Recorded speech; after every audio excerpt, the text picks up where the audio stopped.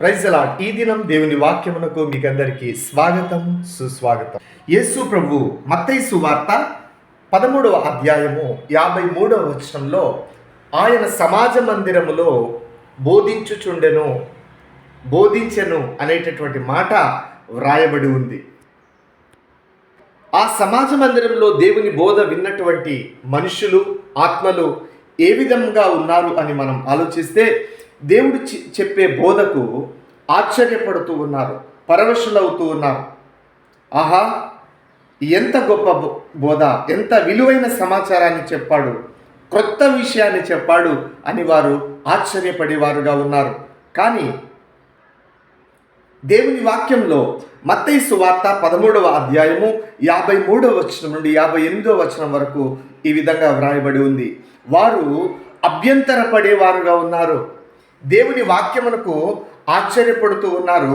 కానీ దేవుని విషయంలో వారు దేవుని బోధ విషయంలో ఆశ్చర్యపడుతూ ఉన్న దేవుని విషయంలో అభ్యంతరపడేవారుగా ఉన్నారని దేవుని వాక్యంలో వ్రాయబడి ఉంది. ఈ అంత్య దినాల్లో కూడా దేవుని వాక్యాన్ని వింటూ ఉన్నాం, చర్చికి వెళుతూ ఉన్నాం. ఆహా, ఎంత గొప్ప వాక్యం చెప్పారు, ఎన్ని గొప్ప సత్యాలు చెప్పారు అని దేవుని వాక్యాన్ని బట్టి ఆశ్చర్యపడుతూ ఉన్నాం. కానీ ఆ దేవుని వాక్యం ప్రకారం జీవించడానికి అభ్యంతరపడుతూ ఉన్నాం.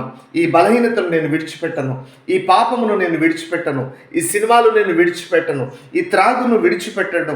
ఆ విడిచిపెట్టే విషయంలో, పాపమును ఒప్పుకునే విషయంలో అభ్యంతరపడేవారుగా మనమున్నాం. యేసు ప్రభువుని ఆ బోధనైతే వింటున్నాం, కానీ ఆయనను అనుసరించడానికి అభ్యంతరపడేవారుగా మనం ఉన్నాం అని మనలను మనం ఒక్కసారి ఆలోచించుకోవాలని దేవుడు మనందరితో మాట్లాడుతూ ఉన్నాడు.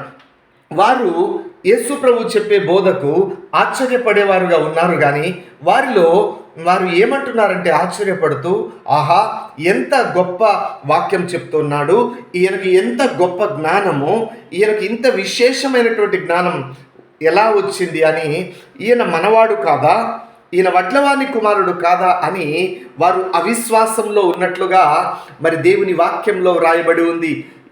మత్తయి సువార్త 13వ అధ్యాయము 53వ వచనం నుండి 58వ వచనం వరకు మనం ధ్యానించినట్లయితే, వారి అవిశ్వాసమును బట్టి యేసు ప్రభువు అక్కడ అనేకమైన అద్భుత కార్యములు చేయలేదని దేవుని వాక్యంలో వ్రాయబడి ఉంది.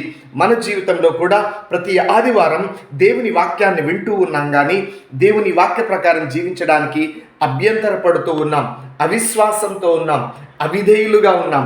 అందుకనే మన జీవితంలో అనేకమైనటువంటి అద్భుతములు జరగకుండా మన అవిధేయత, మన అవిశ్వాసము, మన అభ్యంతరాలు అడ్డుబండలుగా మన జీవితంలో దేవుని ఆత్మ కార్యము జరగకుండా అడ్డుబండలుగా ఉంటున్నాయి.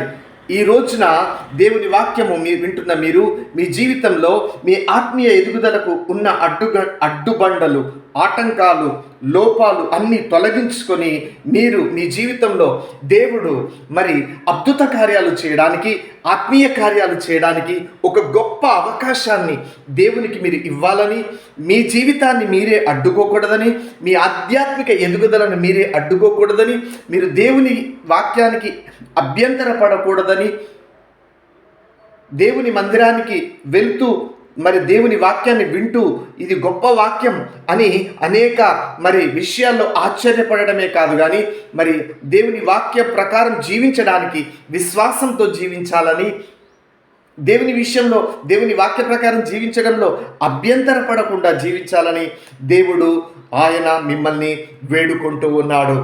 మీ జీవితంలో దేవుడు గొప్ప కార్యాలు చేయునుగాక. ఆమేన్. Praise the lord.